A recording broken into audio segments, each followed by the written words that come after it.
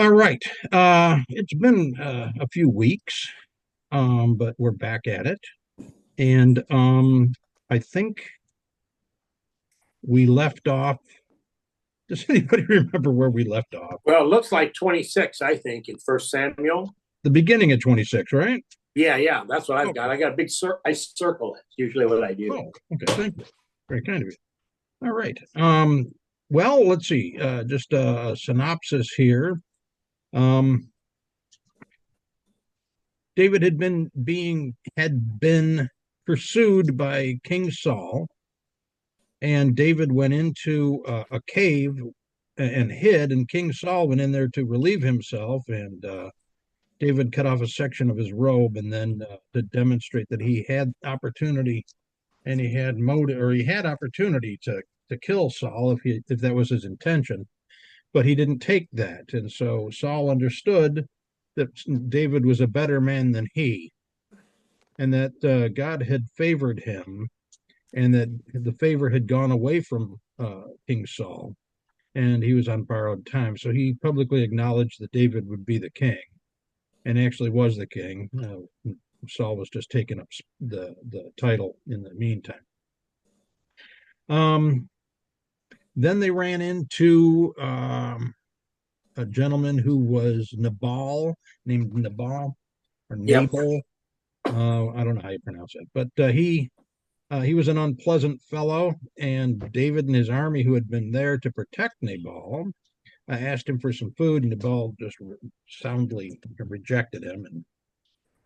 And so David set about he was going to end Nabal's life and take what he wanted anyway. And Nabal's wife came out, and because she hadn't been there when the first exchange took place, and she found out what was going on, and she's like, "Oh my gosh, this guy he's the David is the killer of thousands of the enemy. You don't mess with this guy. He's the future king of Israel." And so she goes out and she petitions him and brings food to the troops. And then she goes back in when that's taken care of, and she goes back into her husband Nabal and explains to you have no idea how close you came to just losing everything and being slaughtered. And Nabal had a stroke and lasted about a week and then died. And now, following that, David made a proposition to Abigail. Her name was Abigail. Made a proposition to Abigail and married her. So now David has his wife Abigail, and he had Michal, who was Saul's daughter, but Michal was taken from David and given to somebody else. And he also has I can't think of her name. Um, Ahinoam of Oh Jezreel, my. and so now he's got two wives and an ex-wife, and there we go. So questions, comments, thoughts, ideas, complaints, limericks. Did he not love Michael anymore? He did love Michal, but Saul's the king, and Saul was mad at Michal for helping David against himself, against Saul. She gave David safe passage, and it enraged Saul, so he took Michal away from David, apparently annulled their marriage, and then gave her to somebody else. Okay. Okay. Thank you. So they could do that back then. Well, actually they still can. Um, excuse me, royalty has that ability, and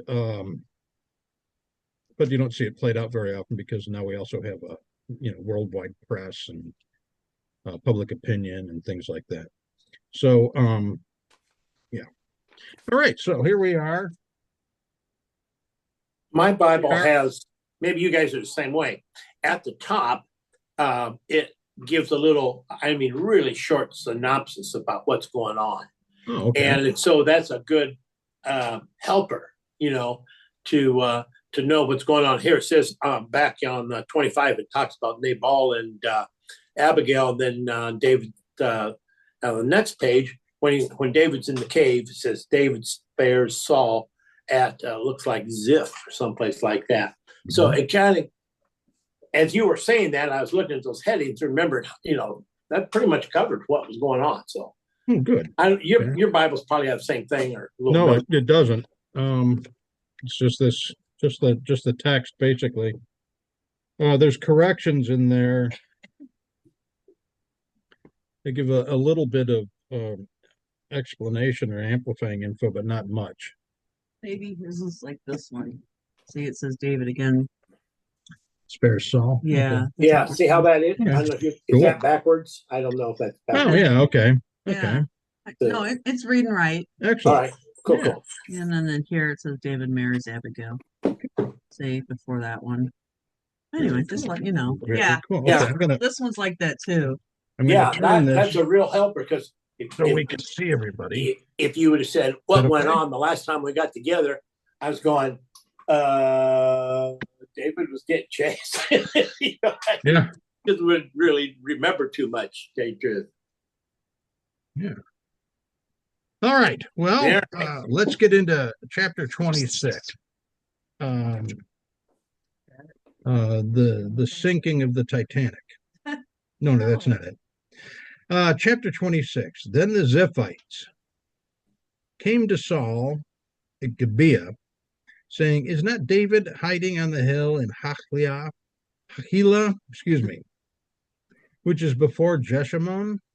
So Saul rose and went down to the wilderness of Ziph, having with him 3,000 chosen men of Israel, to search for David in the wilderness of Ziph. He's going to take and finish this, and now he knows where he is. Somebody's told him where he is, and now he's going to go with his 3,000 men and put an end in this, stop to this. Good question. Where Yes. it says the wilderness, I'm thinking like cold wilderness. Is this like a dry The desert. wilderness? Yes, Okay, yeah, dry heat. Okay, dry heat. got it. Yeah. Well, I mean, because some areas in Israel then were green and lush, so I didn't know, Well, it may have been green and lush, but it was unoccupied. Okay. And, well, it even says before Joshua at the bottom, it says, or the desert. Oh, Okay. okay. Okay. On this one, it says that Jeshimon is the desert as well. Well, there you go. All right, so then it's dry. So it could be like the wilderness, northern Wyoming, Oh, where you have scrub grass and cactus and rocks and things like that. But their animals are also able to sustain themselves there. But it isn't somewhere that's normally occupied. Okay, so did that? Yeah. Okay. So he went into the wilderness of Ziph. 3. Saul camped on the hill of Hachilah, which is before Jeshimon, which means the desert, beside the road, and David was staying in the wilderness. And when he saw that Saul came after him into the wilderness, David sent out spies. And he knew that Saul was definitely coming. So he said, "You guys go take a look. I think Saul's out there. Somebody go take a look, scout out the area. Let me know if that's what I'm actually seeing." And they came back and told him, "Yeah, that's Saul, all right. And he's got 3,000 chosen men of Israel in the wilderness looking for you." Okay, so 5. David then arose. He got up. Maybe he was reclining. Maybe he was sitting down. He could have been on a log or a small stool. We don't know. He could have been sitting on the back of one of the peasants that he had dragged along with him. We don't know. But he arose. He stood up. And he came to the place where Saul had camped. And when I read this, I picture like those old Western movies. They get into the camp where there was a little campfire there, and he's over there looking at the charcoal and moving the stuff around. It's like Black coffee, half smoked. Yeah. right. Yeah. It's like, they were here 3 days ago. 4 horses, a pack mule. Look at that. Somebody's old underwear that they hung over a cactus. Right. Yes. Somebody is in need of some serious help. All right. And David saw the place where Saul lay, and Abner, the son of Ner, the commander of his army, and Saul was lying in a circle of the camp, and the people were camped around him. Okay, so they're all hanging around there. Then David said to Ahimelech, the Hittite, and to Abishai, the Yeah. son of Zeruiah, Joab's brother, saying, "Who will go down with me to Saul in the camp?" And Abishai said, "I will go down with you." So David and Abishai came to the people by night, and behold, Saul lay sleeping inside the circle of the camp with his spear stuck in the ground at his head. And Abner, this is the same spear that he probably the same spear that he threw at David at least twice, trying to pin him to the wall. And here he is sleeping with it by his head, because that's apparently his weapon of choice or his weapon of defense. So he's sleeping inside the circle of the camp. They're in there, the campfire, the horses are picketed outside, you know. These guys are creeping into the camp. They creep into the camp, they get into the inner circle, and here he is laying there with a spear next to his head, stuck in the ground. And Saul was laying in there, and Abner and the people were lying around him. Abner is Saul's general, basically his general. And Abishai said to David, "Today, God has delivered your enemy into your hand. Now, therefore," I can't imagine that he was this verbose, but he might have been. "Now, therefore, please let me strike him with the spear to the ground with one stroke, and I will not strike him the second time. Let me take my spear and just end his life right here. We'll stick him into the ground." David probably thought about it for a moment. Well, that would end things. But David said to Abishai, "Do not destroy him. For who can stretch out his hand against the Lord's anointed and be without guilt?" Oh, good point. Okay. Yeah. Thought that doesn't David know that God left Saul? Yes, So then why would he think that? because Saul still lives. And as long as he's alive, he's the king of Israel. Oh, even yet- though God left him. Even though God has taken his blessing away from him, he's still the king of Israel. That's what I meant. Yes, and he was anointed of God Okay. and by Samuel. And but at this point, at this juncture, Samuel has passed on. Okay. But Samuel anointed Saul, just as he anointed David. But he anointed David to take Saul's place. But Saul has not. He's still the king. So when Saul passes or Saul abdicates, then he can become king. Okay. But he's doing the right thing. This is God's chosen king. I'm not going to lift my hand against him. So, He's very patient. he is very patient. Yeah. And I don't know if you guys have seen the movie Star Wars, Yes. but Star Wars with Luke Skywalker. Every time behold and all this other. Did you guys do that this week? Did you throw that out there for people? Behold. Oh, I forgot. No. Darn it. I missed it, I guess. Try to work that into your conversation somehow. Behold. We're almost out of orange juice. Behold. I got Anyway. the perfect guy to pull that one on tomorrow, too. He'll go, "What's wrong with you, Ed?" Behold. So I pictured Luke Skywalker, how dramatic that guy was, Mark Hamill, and saying, like, as surely as the Lord lives. I can see him doing that. Or Charlton Heston, the hyper dramatic, And an aside, I apologize. Okay. 11. The Lord forbid that I should stretch out my hand against the Lord's anointed. But now, please take the spear that is at his head and the jug of water that's near him, and let's go. We'll show him how close we came to him. We got into his inner circle. We got into where you were sleeping, just like in the cave. I could have taken your life. I could have. I was inches from you. I was so close to you while you slept, in fact, that I took the spear that was stuck in the ground next to your head and your little jug of water, and that's how close we came. I intend no harm toward you. I had 2 opportunities to squish you, and I didn't. All right, so. But how do we know that he's gonna know that it was David? We'll keep reading. Oh. So David took the spear and the jug of water from beside Saul's head. They were right next to his head. 12. And they went away, but no one saw or knew it. They were ninjaing. Nor did any awake, for they were all asleep because of the sound sleep from the Lord had fallen on them. I mean, they're just sawing logs. So was Was the Lord testing David, you think? Probably. I think the Lord was blessing David with patience Oh.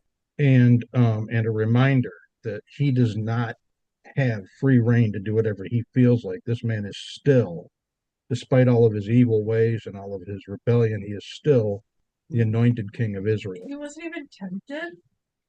Clearly, he wasn't. The first time he was, because he took a piece of the guy's cloak, and somebody talked him into it. You know, you could kill him right here, right now. It could end everything. And the guy did the same thing here. Yeah. However, he learned his lesson that no, I can't do that. He felt terrible about that the first time, so now he's not going to do it again. But he wants him to know, I don't mean you any harm. I could have, but I didn't. What's that? I could have, but I didn't. Exactly. Yeah. Exactly. Mhm. 13. Then David crossed over to the other side. He didn't die. He crossed over to the other side of the camp there, and stood on top of the mountain at a distance with a large area between them, probably beyond arrow shot, you know, so they couldn't be hit by arrows or anything, but they could still hear him. Sure. And David called to the people and to Abner, the son of Ner, saying, well, you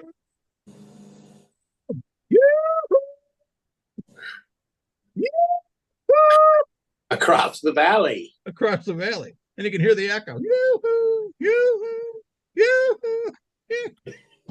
And Abner's getting up, rubbing his eyes. What the heck is this? What the heck's going on around here? Then Abner replied, who are you to call to the king? So David said to Abner, are you not a man? And who is like you in all Israel? Who is like you in Israel? Why then have you not guarded your lord the king? For one of the people came to destroy the king your lord. This thing that you have done is not good. As the Lord lives, all of you must surely die, because you didn't, David, because you did not guard your Lord, the Lord's anointed.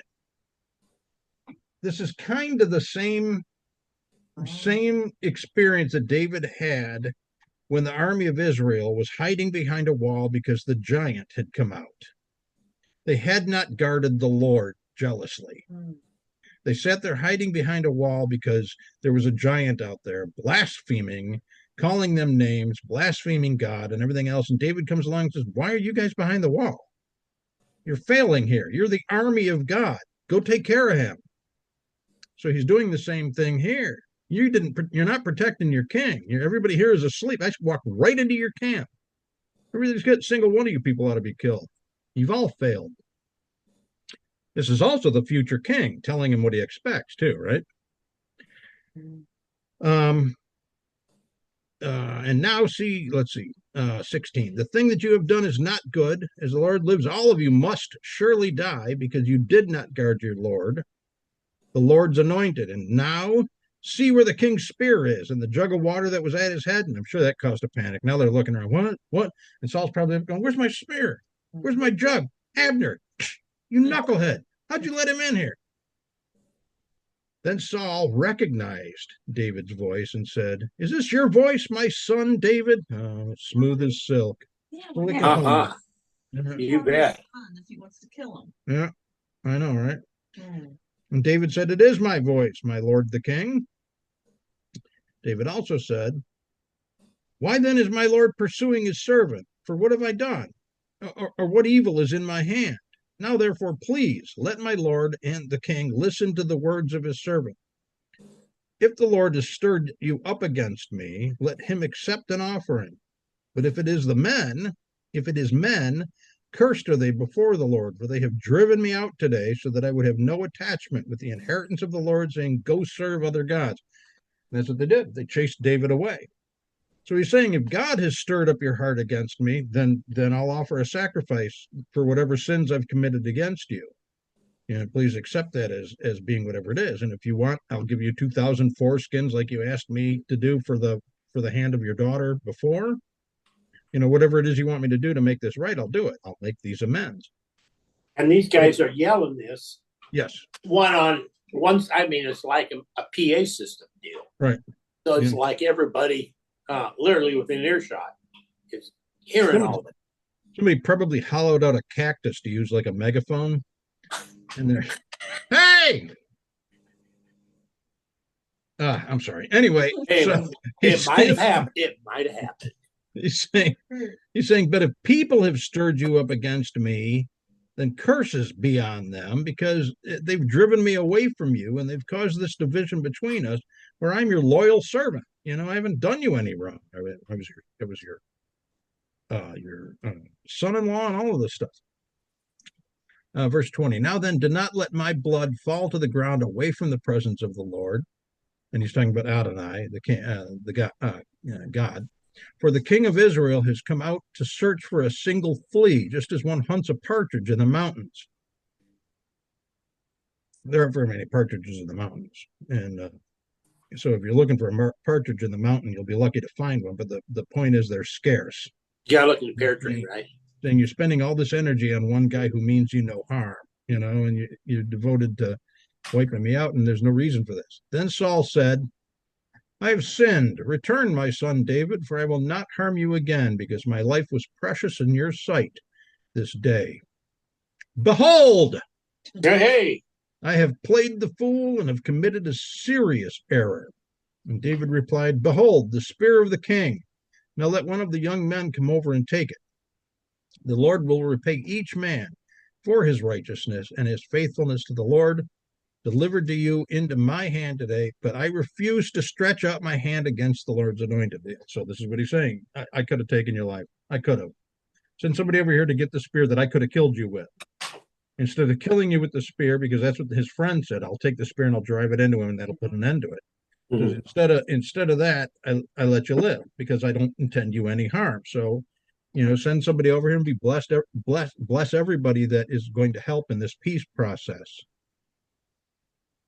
Now, behold, as your life was, David speaking again, highly valued in my sight this day, so may my life be highly valued in the sight of the Lord, and may he deliver me from all distress.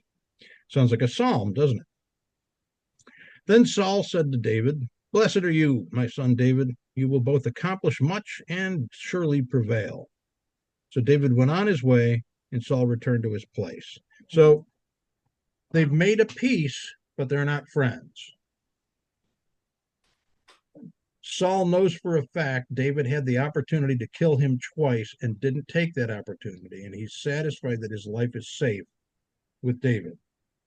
David, on the other hand, sees Saul for what he is, a snake, and he'll say whatever he wants to get David close enough, but there's going to come a point where the evil spirit takes over and he tries to stab him or pin him to the wall with a spear again. So he doesn't, although he doesn't trust Saul, he still honors Saul's position. And this is much like, it goes back to Genesis, where Jacob and his family were traveling, and they found out that his brother Esau and his family were in the area. And Esau was huge and great in number of warriors and fighters, and Jacob basically just had his wife and multitudes of children and sheep and goats and everything else. And so he was at a real disadvantage. And when he heard word that Esau wanted to meet with him, Jacob was in real distress, because if you recall, Jacob got Esau's birthright from him. Right. And Esau was apparently holding that against him. Now, the division between the two is much like this again, is that Esau, now remember, Abraham had two sons by two different women. He had Isaac by Sarah, and he had Ishmael by Hagar. The slave lady, yeah. And Ishmael was the son that Sarah pushed Abraham to get. And when Sarah finally got pregnant and had a son, she demanded that Abraham throw his first son out along with Hagar. And so Abraham begged the Lord to bless Ishmael, and so he did. He promised that his descendants would be as numerous as the sands of the sea. And but he would be a wild donkey of a man whose hand was raised against everybody. And so later on, yes, ma'am. So is that supposedly the two different things of Israel and the Arabs? Well, there's two different families. You have Ishmael and Isaac. Mm-hmm. Isaac is the son of the promise, and the promise goes along with Isaac, So because right? Well, no, not yet. Oh. So what happens is Israel or Isaac goes off and marries, and his wife has two sons, Esau and Jacob. And although Esau was the firstborn, Jacob got the birthright because Esau sold it to him for some soup. Yeah. Yeah, you got a pretty good deal there. Yeah. And so Yeah. Jacob was his mother's favorite. Esau was his father's favorite. But um, Esau or the Jacob's mother made sure that Jacob got the birthright for a number of reasons. One, Esau was not a godly man, and two, Esau had taken up with the family of Ishmael, and he had married an Ishmaelite wife, and so and his mother didn't approve of that at all, and so she wanted the birthright to go to Jacob, who was more in keeping with the ways of the Lord. And so when they split, well, the birthright went to Jacob, and Esau sought to kill him because of it, thinking that he stole it from him, when in fact uh, he had surrendered A that fox, birthright. basically, Yeah, took advantage of it when he's hungry. and then they never saw each other again. And Jacob went off and he met with his uncle, and then he married. He was seeking Rachel's hand, and instead he ended up with Leah, and he had children by Leah, and then he had children by two different maid servants, and then Jacob? that's Jacob, yes. And then he eventually married Rachel after working in servitude to her father, and he had the two sons, Joseph and Benjamin. And as they're traveling along, a rumor comes that Esau's in the area, and he's got a huge army with him. And Jacob's worried about this, thinking, here's Esau's opportunity to get even with him. And so this is where we have the scenario that night the angel of the Lord appears to Jacob and wrestles with him. And they wrestled all night, and Jacob was saying, I'm not going to let you go until you bless me. I'm not letting you go until you bless me. And basically what he's saying is, it was not only a physical struggle with a physical angel, the angel of the Lord, probably Jesus, before he was embodied as Jesus. And at this juncture, he's also wrestling emotionally, mentally, and spiritually with the idea that this would be his God. And so he finally comes to the conclusion that he is going to serve the Lord. And this is when God blesses him. And he changes his name, and he says, you're no longer going to be called Jacob, which meant supplanter, because he supplanted Esau with the rights of the firstborn. Instead, your name will be Israel, because you wrestled with God, and you wrestled with God and prevailed. And so now we have the two camps, and it was at that point that Esau was waiting for Jacob, probably with the intention of killing him, because he was petitioning him much like Saul here is saying, "Oh, come on in, the flag of truce and everything." But David's experience with him is, no, this guy's untrustworthy, and so he left. And the same thing happened with Jacob, who is now Israel. And so Israel took his family and departed, and they eventually went off into Egypt, and then of course now we have the Bible.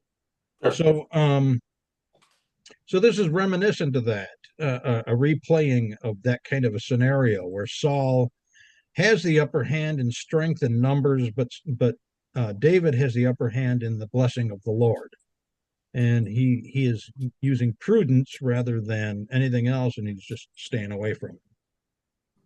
Very long-winded explanation. Sorry about that rabbit trail, but I thought it pertinent. Thank you. Sure, Yeah, thank you. thank you. Let's see, 25. Then Saul said to David, blessed are you, my son David, you will both accomplish much and surely prevail. So it's a blessing, a kingly blessing on David. It's also a passing of the torch again. So David went on his way, and Saul returned to his place. And Saul's getting up there in years. He's got corns, maybe You see corns? maybe a limp or something, a pebble in his shoe. So this is kind of a peaceful coexistence between these two guys, right? For now. But still, Saul doesn't like David. He doesn't like the fact that David is hanging around. He doesn't like the fact that David exists because it's a constant reminder that he has failed and the blessing has departed from him. So I'm is sorry. Saul just flat out lying when he says, "Blessed be you, my son David. You will do many things and will succeed at them." Is that just he's just saying something fluffy, or He's saying something kindly and kingly, but he's also like, okay, fine, you go your way. Good luck to you. You're gonna do great. You're gonna do great in whatever you endeavor. Good luck. Have a good time. Knowing David could have killed him. It's gotta have Saul really nervous because this is twice now. And in front of everybody in Saul's army, David says, I could have killed you. Again, I could have killed you. and David must have been extremely popular at this time. I think we said when he killed Goliath, I think one of us said, he became a rock star. Mm-hmm. And no doubt his legend precedes him a little bit. And he's got to be getting a reputation for being pretty darn wily and crafty. Yes, very much so. And I think this is a lot of what's happening here is God is putting David through these paces in order to teach him to trust him, to rely on him, and also that God will provide. And so here he allows David into this inner circle of the camp. And I'm sure they've got to be looking around at each other like, how is this happening? Everybody's asleep. It's because the Lord put a deep sleep on them. Yes. That's why they didn't wake up. And I think they realized that this is an opportunity to kill him. God's giving me a green light if I want to take it. So hence the test. But this is God's anointed. This man is special to God. Because David doesn't know the internal struggle that Saul's been having. He just knows that Saul's a little bit unhinged. And it's also kind of loving that in a way if Saul was just being paranoid and being unstable, the God's kind of, hey, you're okay. Chill. Yeah. Because God's protecting Saul as well. Continue. Do we have time? We have about half an hour. Okay. Chapter 27. Then David said to himself, now I will perish one day by the hand of Saul. This guy's going to kill me. It's just a matter of time. There's nothing better for me than to escape into the land of the Philistines. So if I take off out of here and I go west out of here, I can go hide out among the Philistines. Saul then will despair of searching for me anymore in all the territory of Israel, and I will escape from his hand. So if I don't hang around here and I head into the Philistine territory, I'm going to be safe from Saul, because this guy, I don't trust him not to kill me. I just don't trust him. Period. Does that seem to be kind of Samson was a Philistine? Yeah, Samson killed the Philistines. The Philistines are the ancient hated enemy of the Israelites. So Samson wasn't a Philistine? Did I have that backwards? Yeah, Samson was a Benjaminite. Oh, okay. So then I was saying why wouldn't have? Okay. I was thinking wrong. He was also a Nazarite in that he had taken the vow not to cut his hair and to serve the Lord. He was a judge over Israel for a very long time. And he was also an extremely violent and volatile man. Okay. So David arose too. He got up again. He's doing a lot of sitting. He got up, crossed over. He didn't die. He's just traveling. He and the 600 men who were with him to Achish, the son of Maoch, king of Gath. And David lived with Achish at Gath, he and his men, each with his household, even David with his 2 wives. He took everybody with him, took his whole household, took his 2 wives, everything. They went to go to live at Gath with the Achish. Ahinoam, the Jezreelite, and Abigail, the Carmelitess, Nabal's widow. So he's got his wife, he's got his new wife, he's got his other wife. They've gone to live at Gath, and now everybody's there. Now it was told Saul that David had fled to Gath, so Saul no longer searched for him. All right, he's out of here. He's out of my hair. I can just go about my business now. And then David said to Achish, if now I have found favor in your sight. See, this is another thing to start a conversation with people. If you get the opportunity to begin it with either behold or if I have found favor in your sight, and then go on to say something. Might I have a popsicle? We have some. We have fudgesicles. Yeah. If you guys were here, I'd give you some. I Hey, think everybody I know would look at me and think, well, you got wondering who I was, what's going on here. Oh yeah. What's wrong with yeah, but I got so- a couple of people I could, and they would know how to handle that. That's good. Let me know how that goes. Seriously, I want to If know. I come back with a black eye, you'll know it's not so hot. I did not find favor in his sight. Oh. All right. Where were we? I have a buddy at work that he's a respiratory therapist, and I work with him in the afternoon. And he's a good Christian, so he I think might get some of this, without me having to cue him up. Yeah. So He's a respiratory therapist. respiratory therapist. We work Excellent. together in the afternoon on Mondays and Wednesdays. You can breathe easy around him then. Very much so. Sorry. Oh boy. Okay. All right. Anyway, I'm just kidding. I'll have to tell him. I'll have to tell him that part. yeah, I can breathe I'll easy tell him about around this you. Bible study and what you said. He'll get a kick out of it. Oh, good. 5. 5, thank you. Then David said to Achish, if now I have found favor in your sight, let them give me a place in one of the cities in the country that I might live there. For why should your servant live in the royal city with you? So, why should I hang out here in your palace where I'm, taking up your space? I'll go out in the country. I won't be underfoot anymore. Be happy to do that. Will you let me go find somewhere to live out there? So Achish gave him Ziklag that day. Therefore, Ziklag has belonged to the kings of Judah to this day. It became like a summer home or a vacation home. The number of days that David lived in the country of the Philistines was 1 year and 4 months. Now David and his men went up and raided the Jeshurites and the Girzites and the Amalekites, for they were the inhabitants of the land from ancient times. As you come to Shur, even as the land of Egypt, even as far as the land of Egypt. So they're the enemies of the Philistines, and now because the Philistines have allowed David to live there peacefully, he's defending them and taking care of their traditional enemies. So David is like a soldier of fortune, so to speak. He's the security guy wherever he goes. David attacked the land and did not leave a man or a woman alive, and he took away the sheep, the cattle, the donkeys, the camels, and the clothing. Then he returned and came to Achish. Now Achish said, where have you made a raid today? And David said, against the Negev of Judah and against the Negev of the Jerahmeelites and against the Negev of the Kenites.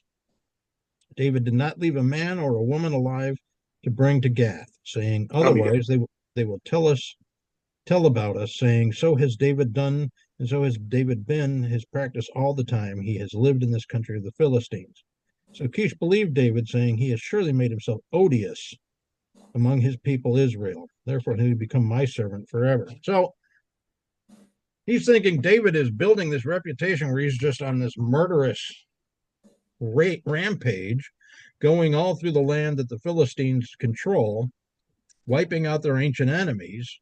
He's up into the Negev desert and the Negev area, wiping out people up there. And he's not just killing the guys. He's killing everybody, and he's taking everything they have and he's bringing it back to Achish, the king out there, so that he can secure his place.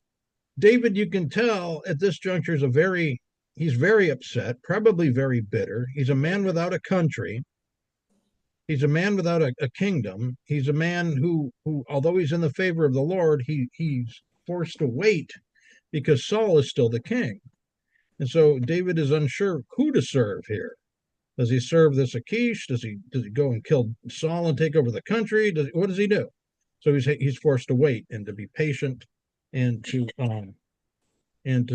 see how things go. But in the meantime, it doesn't mean he likes it. He's a man of action, and he has an appetite for destruction. And so he puts that to good use. But Achish is thinking, the Israelites will never take this guy back. He's unstable. So, I've got myself my warrior, and because nobody wants him around because he's so violent, he'll stick with me forever.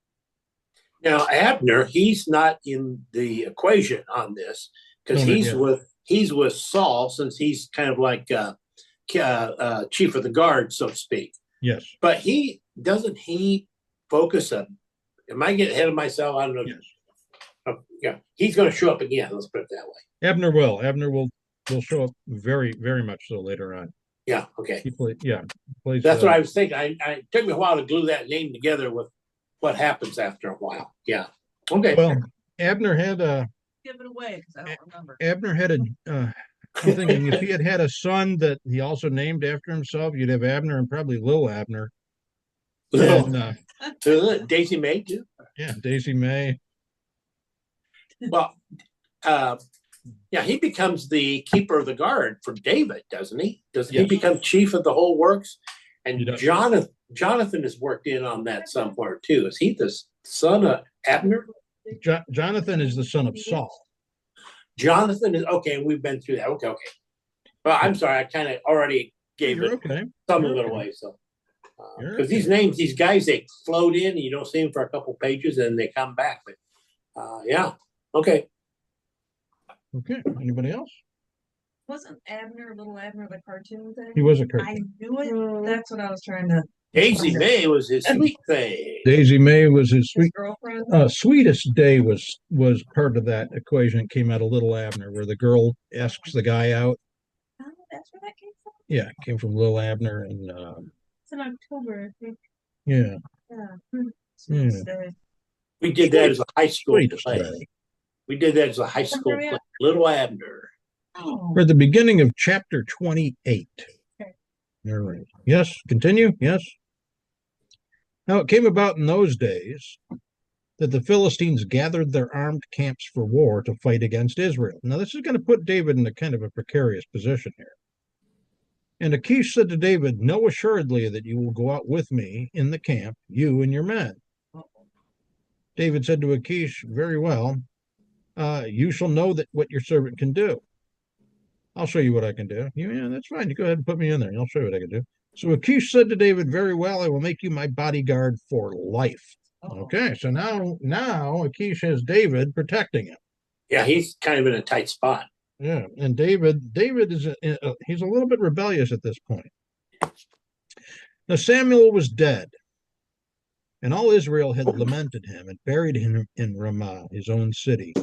And Saul had removed from the land those who were mediums and spiritists. So he got rid of all the occultists everywhere. So the Philistines gathered together and came and captured. Now this is interesting stuff. So hang on. So God gathered all Israel together and they camped in Gilboa. When Saul saw the camp of the Philistines, he was afraid and his heart trembled greatly. He doesn't have David. Saul is looking down there and he's seeing the camp of the Philistines. And traditionally, he would have said to David, "Go down there and take care of them." And David would have gone down there and done that. But he doesn't have David anymore. So he's going to have to go fight these Philistines on his own with his little army and without the leadership of the greatest of his general. Does he know that David's protecting? Not yet. No, not yet. And Saul saw the camp of the Philistines. He was afraid and his heart trembled greatly. When Saul inquired of the Lord did not answer him, either by dreams or by Urim or by prophets. And remember, Urim is the breastplate, and they have the Urim and the Thummim, and you have the ephod that the high priest ephod, yeah, so that they can inquire of the Lord and they can get answers from the Lord. Then Saul said to his servants, "Seek for me a woman who is a medium." Now he's playing with fire here, because God said, "You shall not suffer a witch to live." Okay. And you will not practice necromancy, and you will not practice any of this stuff. You won't play it. You won't do it tarots. You won't do any of this stuff. You know, if you want any insight, you ask me about it. You don't go to some spiritist. And so this is a serious no-no, what Saul's about to do. Saul says to his servants, now this is the king of Israel, so he's giving them a direct order. It isn't like they can just say, seek for me a woman who is a medium, that I may go to her and inquire of her. And his servant said to him, well, behold, there's a woman who is a medium in Endor. Now, I find this interesting. You remember the TV show Bewitched? Sure. And her mother's name was Endora, the Witch of Endor. Oh, by golly. And in Star Wars, there's also the planet Endor. I wondered where that word was familiar. Yeah. 8. Then Saul disguised himself by putting on other clothes and went, he and 2 men with him, and they came to the woman by night. And he said, conjure up for me, please, and bring up for me whom I shall name to you. But the woman said to him, behold, you know that what Saul has done, how he has cut off those who are mediums and spiritists from the land. Why are you then laying a snare for my life to bring about my death? Why are you trying to trick me into doing this? You know the king said I can't do this. Why are you doing this? Why are you demanding that I do this? You're going to get me killed. And 10, Saul vowed to her by the Lord, saying, as the Lord lives, no punishment shall come upon you for this thing. Now he's promising and making an oath in the name of the Lord to do something that is absolutely against the Lord. I thought he wasn't supposed to do that. He's not. Then the woman said, whom shall I bring up for you? And he said, bring up Samuel for me, the prophet Samuel. Then who had just died. Who had just died. Yeah. Okay. When the woman saw Samuel, she cried out with a loud voice, and the woman spoke to Saul, saying, why have you deceived me? For you are Saul. This is probably the first time she ever actually conjured up an actual person. All the other times that she had been dealing with things, they were demons and spirits. But here Samuel actually shows up. And he is not happy about this. And she knows that Samuel and Saul are tied at the hip, joined at the hip there. And so when Samuel shows up, it's actually Samuel. It's not one of these little, medium type spirits or devils or imps or whatever that she's usually accustomed to dealing with. This is the actual guy. And she says, now she knows that this is the king. And she's like, oh man, I'm really in trouble here. You just tricked me into calling up Samuel. Samuel knows what I'm up to. Samuel knows you. You know Samuel. I'm done. And the king said to her, do not be afraid. What do you see? And the woman said to Saul, I see a divine being coming up out of the earth. And he said to her, what is his form? And she said, an old man is coming up, and he is wrapped with a robe. And Saul knew that it was Samuel, and he bowed with his face to the ground and did homage. Then Samuel said to Saul, why have you disturbed me by bringing me up? And Saul answered, I am greatly distressed, for the Philistines are waging war against me, and God has departed from me and no longer answers me. And you're not around either, so I figured I'd bother you here. Either through the prophets or by dreams, therefore I have called you, that you may make known to me what I should do. Think about the irony of this. God orders him not to do any of this. Samuel has told him, God is not pleased with you. God is going to take your kingdom. God is not answering Saul because Saul is not in God's favor. Sure. Samuel dies, and Saul calls Samuel up. And Samuel's like, dude, what are you doing? I told you, God doesn't like you right now. He gave you everything you need, and you spit in his face. And now here you are doing this too. So Samuel said, why then do you ask me, since the Lord has departed from you and has become your adversary? That's got to be a real blow to the head there, huh? The Lord has done accordingly as he spoke through me, for the Lord has torn the kingdom out of your hand and given it to your neighbor, to David. As you did not obey the Lord and did not execute his fierce wrath on Amalek, so the Lord has done this thing to you this day. Yeah, the Amalekites and the Philistines are going to come in and whoop up. Moreover, the Lord will also give over Israel along with you into the hands of the Philistines. Therefore, tomorrow you and your sons will be with me. Indeed, the Lord will give over the army of Israel into the hands of the Philistines. Wow. Yeah. Then Saul immediately fell full length upon the ground and was very afraid because of the words of Samuel. Also, there was no strength left in him, for he had eaten no food all day and all night. The woman came to Saul and saw that he was terrified, and she said to him, Behold, your maidservant has obeyed you, and I have taken my life in my hands and have listened to your words which you spoke to me. So now also, please listen to the voice of your maidservant, and let me set a piece of bread before you that you might eat and have strength when you go on your way. And let me get out of here. Let me give you something to eat so you're feeling better. Please get out of here. You just delivered me into the hands of all kinds of craziness. But he refused and said, I will not eat. However, his servants together with the women urged him, and he listened to them. So he arose from the ground and sat on the bed.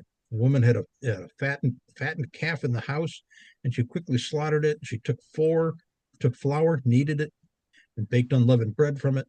She brought it before Saul and his servants, and they ate. Then they arose and went away that night. We're going to stop there. And that was the woman that That was Endor, the witch of Endor. Oh, Any comments, questions, thoughts? ooh, A little foreshadowing so we know what's going to happen. don't tell me. I know nothing. You know what? I know nothing. I see nothing. I hear nothing. Questions, comments, anything? Well, the part about where he goes, David goes into hiding in the Philistines because he's afraid that Saul's gonna kill him. He never actually does, right? Or is that to be seen? That's to be seen. Okay. But it's amazing because the one guy that Saul has relied upon his entire life for his prevailing general is now coming against him with the other king. That's not going to be pretty. Hmm. Hmm. Anyone else? What a story of fall from grace. I know, right? It really truly is. It is. This guy, he can't make the right decision to save himself. Literally. Well, he doesn't go to the Lord. He trusts in his own wisdom, and he doesn't trust the ways of the Lord, and he does everything but listen to God. Well, he did say in there that he did. He tried, but he's not hearing anything from God. because the favor had been removed. But See, he had he was plenty of the- opportunity prior to that. He was the guy. Whoops, go ahead. I'm sorry. Marilyn asked something. What'd Oh, you what ask, would you say? Marilyn? Oh, he tried too late. Tried too late. Oh. Yeah. Well, it gets me wondering sometimes, like when I'm praying to God and He doesn't answer me, how do I know sometimes maybe I fell out of God's grace at times? He's You know? making you wait for the answer to come. Yeah. You don't always get an instant answer. Yeah. It's kind of self. Very good.